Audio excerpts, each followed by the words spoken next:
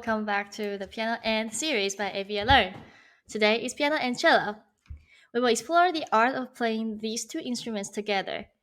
In this episode, we'll discuss how pianists and cellists can work together to establish a strong musical connection and avoid mistakes or miscommunication. I'm grateful to have my brother, a wonderful cellist, in this conversation with me. Welcome, Tsung-Yu. Hi, Eileen. It's my pleasure to be here again. Thank you for spending time with me.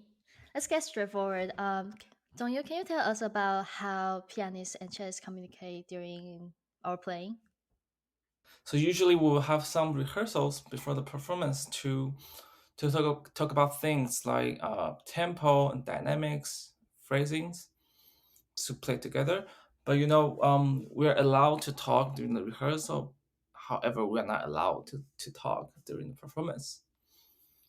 So during the performance, we need to be constantly aware of each other's playing and make adjustments as needed, probably by some nonverbal communication techniques. Yes, that's actually my next question for you. So, in the previous piano and series, when I talk about piano for forehands, we discussed about some nonverbal communications techniques like eye contact, nodding, and breathing, and all the other like auditory cue. I'm just wondering, what do you think the difference between those? I mean, like the eye contact for piano for and forehands will be different than eye contact for piano and cello. Yeah, so for eye contact, I think it's easier for like piano duet to see each other. For cello and piano, because usually the pianists are you guys are behind us and we cannot see you, so we rely on you guys to watch our bows. So when we're playing, you need to watch our bows movement. Oh, okay, I get it now.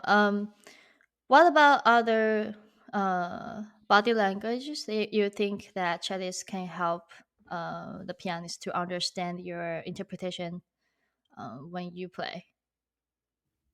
Well, so usually we're just using our body language to let you guys know uh, when to come in to play with us.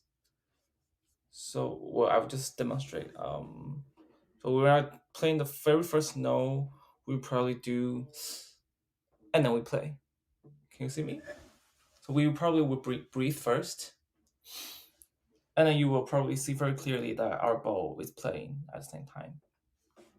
Yeah. That's very helpful. Thank you so much, Dongyu, for sharing your insights into the communication aspect of playing piano and cello together.